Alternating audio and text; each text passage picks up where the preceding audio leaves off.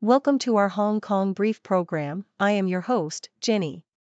Today, we've got some exciting stories to share.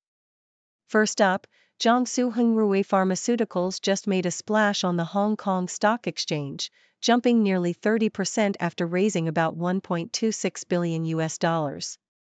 This major debut highlights Hong Kong's rising role as a biotech hub, with the company investing heavily in R&D and expanding its global footprint. Next, let's talk about the fierce competition among airlines for top talent. Cathay Pacific, despite posting a modest profit, is struggling to keep up with rivals like Singapore Airlines and Emirates, which are offering hefty bonuses of up to 24 weeks' pay. This pay gap could impact Cathay's ability to attract and retain staff, especially as the airline continues to recover from pandemic setbacks. And finally, a shocking scam has been uncovered involving a fake internship scheme in Hong Kong. 9 students were arrested for participating in a fraud that defrauded 140,000 Hong Kong dollars in government subsidies. The scam involved fake job placements and cash returns, exposing serious oversight issues in local employment practices. Please continue to watch for more details on these stories.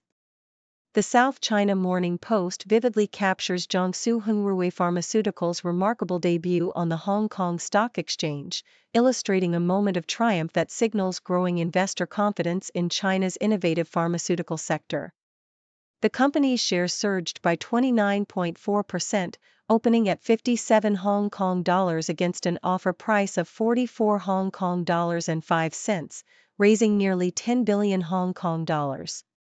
This extraordinary performance was underscored by overwhelming demand from retail investors, with bids oversubscribed over 450 times, and institutional investors nearly 17 times. Hengrui's transformation from a state-owned enterprise founded in 1970 into a global leader in innovative medicines is driven by its hefty R&D investment of over 46 billion yuan since 2000, resulting in a portfolio of 19 new molecular entities and 4 innovative drugs. The IPO funds will bolster clinical trials, expand manufacturing, and support corporate growth, reinforcing Hong Kong's position as a biotech hub amid a rising tide of Chinese pharmaceutical firms listing there to tap international capital markets. The South China Morning Post also vividly describes the ongoing competition among Asia's major airlines in attracting top talent through lucrative bonuses, highlighting the struggles faced by Cathay Pacific. Despite its modest 1% profit increase to 9.9 billion Hong Kong dollars in 2024, Cathay's employees receive smaller bonuses compared to rivals like Singapore Airlines and Emirates, which have been offering hefty profit-sharing bonuses, up to 24 weeks' worth of pay, over the past 3 years. Singapore Airlines, with its strong record profit of 2.78 billion Singapore dollars, offers bonuses around 7.45 months, maintaining its reputation for paying well to attract skilled cabin crew. Meanwhile, Emirates, the world's most profitable airline last year, has committed to generous bonuses of up to 24 weeks, demonstrating its ability to reward staff amid record profits of $6.2 billion.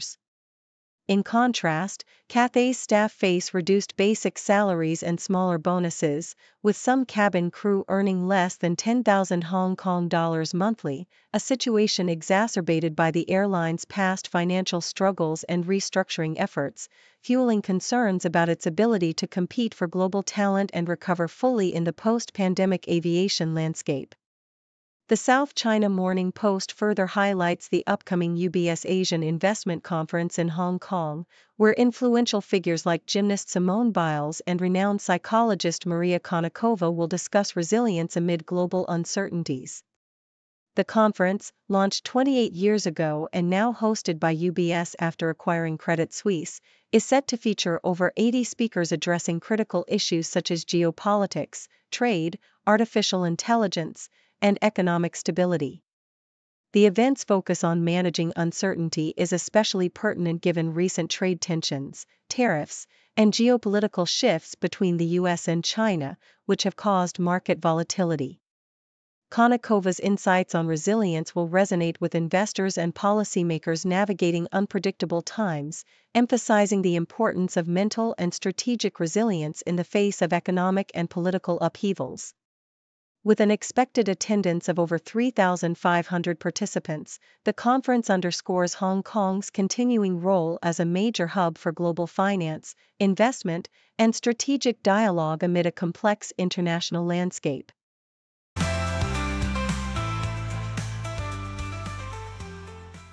South China Morning Post reports that 9 individuals, predominantly university students, have been detained by Hong Kong police in connection with a scam involving 140,000 Hong Kong dollars in government internship subsidies. The scheme involved the use of 2 companies to falsely recruit students for short-term internships in the innovation and technology sector, where the students were paid but never actually performed any work. Instead, they received salaries via bank transfers, which they were instructed to return in cash, with some compensation offered for their transportation. This fraudulent activity allowed the companies to claim a total of 260,000 Hong Kong dollars in subsidies under the STEM internship scheme, with 140,000 Hong Kong dollars already approved before the scam was uncovered. During a 2-day police operation, officers seized computers, phones, and documents, arresting 7 men and 2 women, including the alleged mastermind, aged 19 to 28.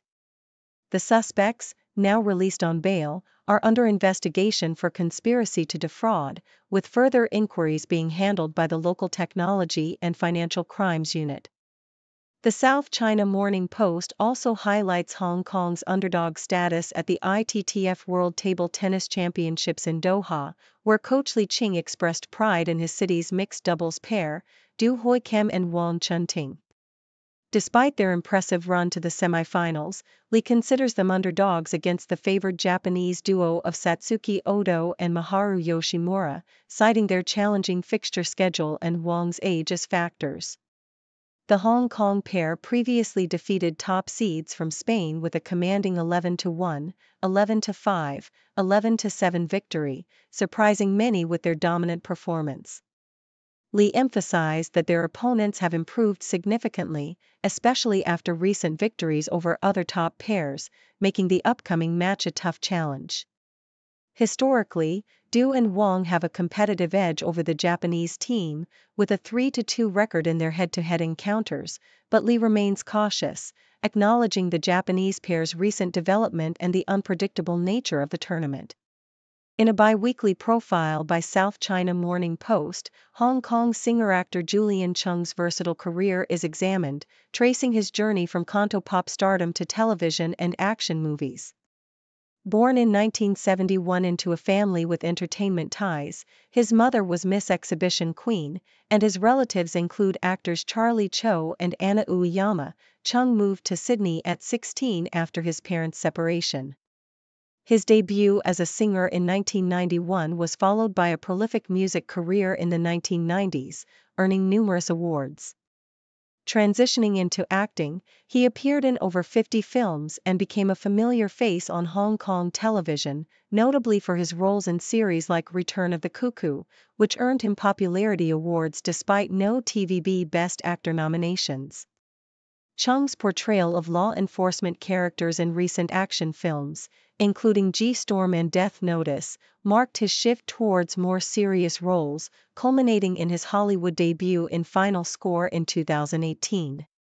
His personal life, including his marriage to actress Anita Yuen and their son Morton, is also covered, highlighting the public's affection for the couple and the challenges they face amid political sensitivities and internet controversies. Chung's faith in Buddhism and his candid reflections on fame and family life add depth to his enduring status as a beloved Hong Kong celebrity.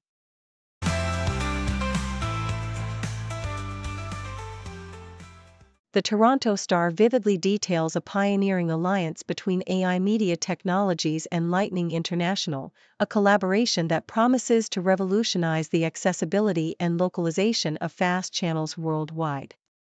AI Media's cutting-edge real-time captioning and translation solutions, including the innovative Lexi and Lexi Translate, are transforming the landscape of digital entertainment by breaking down language barriers and making premium content available in over 50 languages.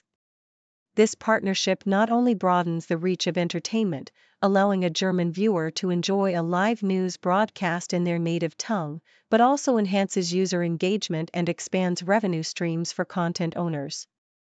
AI Media's scalable, cost-effective AI-powered solutions are poised to redefine how live content is localized, ensuring inclusivity for diverse audiences, including the deaf and hard-of-hearing communities, while empowering fast platforms to grow their global footprint with greater efficiency and reliability.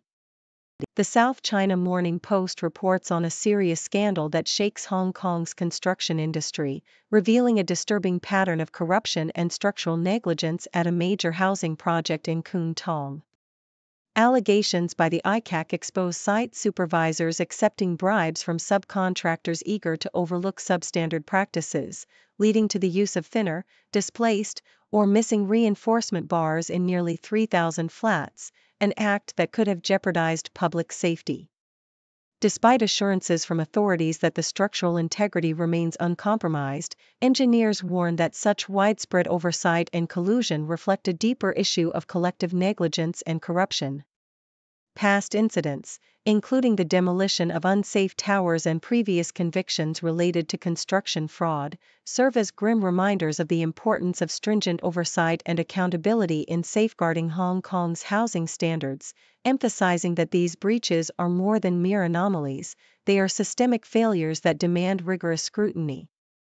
The South China Morning Post also vividly captures the grandeur of Louis Vuitton's Cruise 2026 show held at the historic Palais de Papes in Avignon, a location steeped in Gothic splendor and medieval legend. Designer Nicolas Gasquire drew inspiration from the palace's rich history, medieval armor, tapestries, and the myth of Excalibur, transforming the runway into a narrative tapestry that blends historicism with futuristic flair. Attended by stars like Cate Blanchett and Emma Stone, the collection showcased a theatrical yet refined aesthetic, featuring bold silhouettes, Gothic motifs, and collaborative wooden bags by Thomas Rogers. Gasquire's approach to the Cruise collection emphasizes freedom and storytelling, embracing a thematic, narrative-driven fashion that transcends seasonal constraints. The venue's profound cultural resonance, coupled with Gasquire's signature fusion of historic and modern elements, creates an immersive experience that elevates fashion beyond mere apparel into a celebration of history, art, and imagination.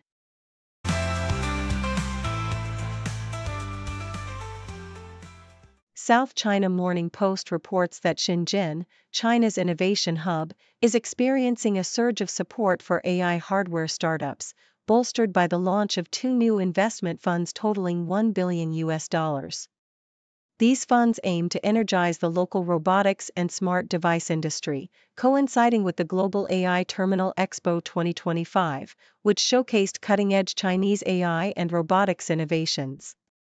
Notable exhibits included Huawei's first foldable tablet with Harmony OS, UB Tech Robotics AI interactive doll Meng Yu, and Engine AI's quadruped robot, marking significant strides in humanoid and animal-like robotics.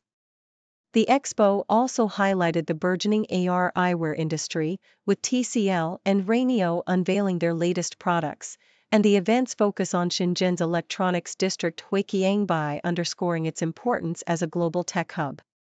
Virtual reality headsets, such as Authentic Horizons Vision SE, demonstrated the city's expanding frontier in immersive technology, with shipments already surpassing 1,000 units overseas.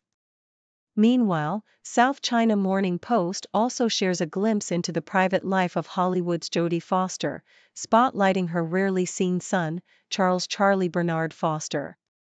At the 2025 Screen Actors Guild Awards, Charlie, now 26, made a memorable appearance alongside his mother, who is known for her reserved nature regarding her family. Despite her professional success, Foster has openly expressed that her youngest son, Kit Foster, who studied chemistry at Princeton University, is unlikely to follow her into showbiz. Kit, described by Foster as the nicest person I've ever met, is characterized as shy and sensitive, with a strong feminist streak and a preference for movies and intellectual pursuits over sports. Foster's candid reflections reveal a close-knit family that values privacy and individuality, with her son's pursuits diverging from Hollywood glamour, emphasizing her pride in their personal growth and principles. At the Cannes Film Festival, Alexander Skarsgård's fashion choices have become a spectacle, blending method acting with bold style statements, as detailed by South China Morning Post. Playing Ray in the provocative film Pillion, Skarsgård's wardrobe reflected his character's edgy biker persona, featuring leather trousers, thigh-high boots, and graphic t-shirts that hint at BDSM themes. Working with stylist Harry Lambert, Skarsgård's outfits ranged from casual yet suggestive to high fashion, including Saint Laurent tuxedo looks with shimmering sequin trousers by Bianca Saunders. His daring ensembles, such as a gray pinstriped suit paired with standout sequin pants, defy traditional Cannes attire, making him a standout figure on the red carpet. These choices exemplify a trend of actors embracing more expressive, method-inspired fashion, turning Cannes into a stage for both cinematic and sartorial boldness.